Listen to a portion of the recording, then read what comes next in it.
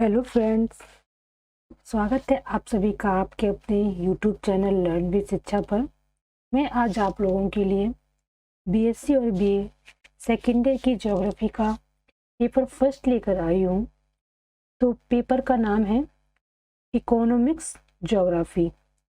तो इसके first chapter का नाम है आर्थिक भूगोल की प्रकृति, परिभाषा एवं विषय क्षेत्र। इसी के बारे में पढ़ने वाले हैं कि आर्थिक भूगोल का अर्थ एवं विषय क्षेत्र क्या क्या है।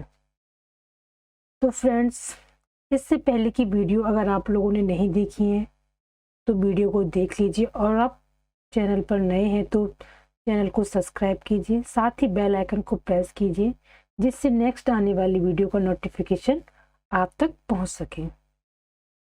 तो आज हम जानेंगे आर्थिक भूगोल की प्रकृति, परिभाषा और विषय क्षेत्र के बारे में, उसके सब्जेक्ट और एरिया में क्या क्या चीज़ें आती हैं।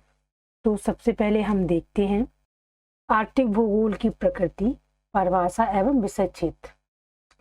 आर्थिक भूगोल के अंतर्गत मानव अपनी भौतिक आवश्यकताओं की पूर्ति हेतु आर्थिक क्रियाकलाप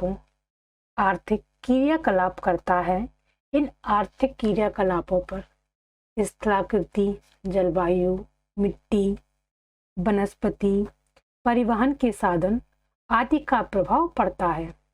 इन आर्थिक क्रियाकलापों का विश्लेषणात्मक एवं क्रमबद्ध अध्ययन ही आर्थिक भूगोल कहलाता है। इसके विभिन्न क्रियाकलापों के आधार पर उसके अलग अलग विषय बनाए गए हैं, जैसे कि कृषि भूगोल, औद्योगिक भूगोल, परिवहन भूगोल, वाणिज्य भूगोल, विचरण भूगोल इत्यादि। यानी कि मानव अपने जीवन के यापन करने के लिए भौतिक आवश्यकताओं की पूर्ति विभिन्न प्रकार से करता है, जैसे पशुपालन हुआ, लकड़ी काटना हुआ, कृषि हुआ, खनन हुआ, उद्योग धंधे हुए, परिवहन हुआ, व्यापार इत्यादि से करता है। और इन आर्थिक क्रियाकलापों के विश्लेषण या क्रमबद्ध अध्ययन ही आर्थिक भूगोल कहलाता है। इनके विभिन्न कार्यों के आधार पर अलग अलग विषय में विभक्त किया गया है, जैसे कि कृषि भूगोल, औद्योगिक भूगोल, परिवहन भूगोल, वाणिज्य भूगोल, विचरण भूगोल आदि। आर्थिक भूगोल में पृथ्वी के धरातल पर निवास करने वाले मानव की आर्थिक क्रियाओं द्वारा उत्पन्न भूदृश्य की व्याख्या, उनकी क्षेत्रीय विशेषताएं और विभिन्नताओं का अध्ययन किया जाता है। इसके अंतर्गत मानवीय क्रियाओं के स्थानिक वितरण तथा उनकी अवस्थितियों इसके अंतर्गत मानवीय क्रियाओं के स्थानिक या उनकी संबंधों का अध्ययन किया जाता है। इस विषय में प्राकृतिक, जैविक, मानवीय और आर्थिक संसाधन एवं क्रियाओं की विभिन्नताओं के कारण व निवारणों का उल्लेख किया जाता है। आर्थिक भूगोल के अंतर्गत इन्हीं क्षेत्रीय आर्थिक विभिन्नताओं का अध्ययन इसी में किया जाता है। जैसे कि पृथ्वी तल पर किन्हीं दो क्षेत्रों में प्राकृतिक संसाधन, स्थलाकृति, जलवायु, जनसंख्या, मानव सभ्यता एवं संस्कृति का विकास, तकनीकी कुशलता आदि तथ्यों में समानता नहीं होती है, क्योंकि इनमें से प्रत्येक तत्व विभिन्न प्रतिक्रियाओं से होते हैं और ये क्रियाएं हर स्थान पर समान नहीं होती हैं। मानव के आर्थिक क्रियाकलाप एवं आर्थिक विकास के स्तर में क्षेत्रीय विभिन्नता मिलना स्वाभाविक होता है। यदि मान लिया जाए पृथ्वी तल पर किन्हीं दो प्रदेशों में तत्व एवं प्रक्रियाएं समान मात्रा एवं समान रूप से वितरित है, तब भी उनका संबंध दोनों प्रदेशों में समान रूप का नहीं हो सकता। अर्थात आर्थिक क्रियाओं के विविध स्वरूपों में क्षेत्रीय विभिन्नता आवश्यक नहीं है। आर्थिक भूगोल में हम इस क्षेत्रीय विभिन्नता का अध्ययन करते हैं। तो सबसे पहले जब भी क्वेश्चन आपसे पूछा जाएगा तो क्वेश्चन यह होता है इस चैप्टर से कि आर्थिक भूगोल का अर्थ क्या है, इसका विषय क्षेत्र क्या है। तो सबसे पहले आपको इस तरह से लिखना होगा कि आर्थिक भूगोल है क्या। तो 4-6 लाइनें आपको बतानी होंगी आर्थिक भूगोल के बारे में। अब इसके बारे में आपको 2-3 राइटर्स का स्टेटमेंट देना होगा कि ये 2-3 राइटर्स इसके बारे में क्या कहते हैं कि आखिर आर्थिक भूगोल है क्या। तो बात करते हैं सबसे पहले राइटर्स जो हैं मार्फी महोदय।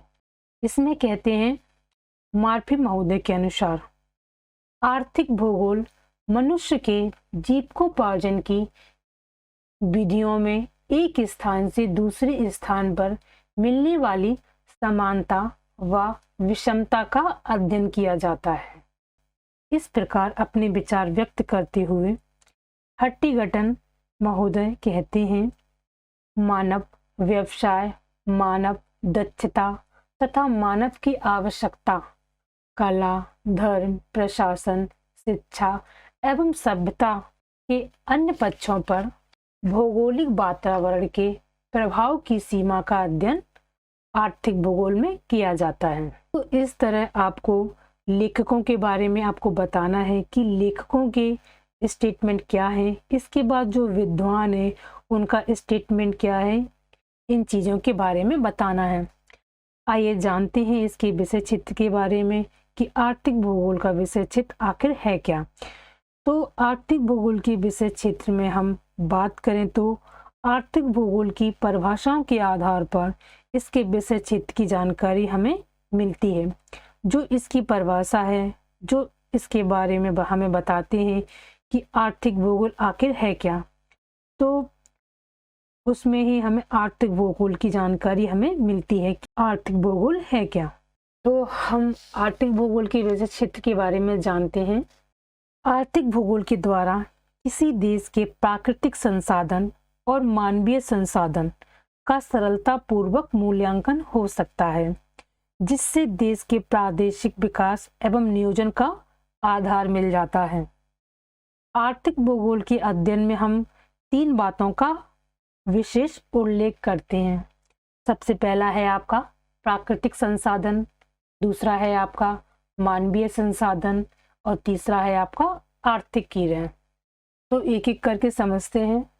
तो सबसे पहले है अवस्थिति, जलवायु, वनस्पति, मिट्टी, खनिज, ऊर्जा संसाधन, थल का स्वरूप और जल स्रोत। इसके बाद बात करते हैं मानवीय संसाधन की। तो मानवीय संसाधन में आता है जनसंख्या, वितरण एवं घनत्व, आयु वर्ग, शिक्षा, तकनीकी, सामाजिक विशेषताएं, सांस्कृतिक विशेषताएं। इसके बाद बात करते हैं आर्थिक क्रियाओं की। तो आर्थिक क्रियाओं में आता है उत्पादन, कृषि या उद्योग, विनिमय, व्यापार, वाणिज्य, वितरण, बहिष्कार, सेवा, चिकित्सा, शैक्षिक, जनप्रतिनिधि, अन्य आर्थिक क्रियाएं, धर्म उपदेश इत्यादि। तो सबसे पहले बात करेंगे हम प्राकृतिक संसाधन की। प्राकृतिक संसाधनों में हम किसी प्रदेश व क्षेत्र की स्थिति, उसकी जलवायु, जिसमें सूर्य से मिलने वाली ऊर्जा और साधन के रूप में उसका प्रयोग सम्मिलित करते हैं। स्थलाकृति एवं उस पर पाई जाने वाली बस्तियां, मार्ग, कारखाने आदि के लिए उपलब्ध सुविधाएं या असुविधाएं, मिट्टी के गुण जिसके द्वारा खेतों की फसल और बागवानी की फसलों का उत्पादन होता है, तथा जो वनस्पति जगत और जंतु जगत का भोजन उत्पन्न कराती है। जलीय संसाधनों जो फसलों की सिंचाई, जल विद्युत उत्पादन, नौ परिवहन, समुद्री व्यापार आदि से संबंधित है। वनस्पति एवं पशु संसाधन खनिज संसाधन के वितरण, उपभोग एवं विद्रोहन का अध्ययन करते हैं। अब इसके बाद बात करते हैं मानवीय संसाधन की। तो मानवीय संसाधन के अंतर्गत जनसंख्या, उसका घनत्व, वृद्धि, वितरण, जनसंख्या की विशेषताएं, नर नारी अनुपात, आयु वर्ग, साक्षरता, स्थानांतरण, सामाजिक संगठन आदि का अध्ययन किया जाता है। और इसके बाद बात करते हैं आर्थिक क्रियाओं की। तो आर्थिक क्रियाओं के अंतर्गत हम क्षेत्रीय वितरण, अवस्थिति, विशेषताएं, वर्गीकरण, उनका उद्देश्य, आर्थिक संसाधनों का विकास, विद्रोहन, संरक्षण, भावी योजनाओं आदि का अध्ययन करते हैं।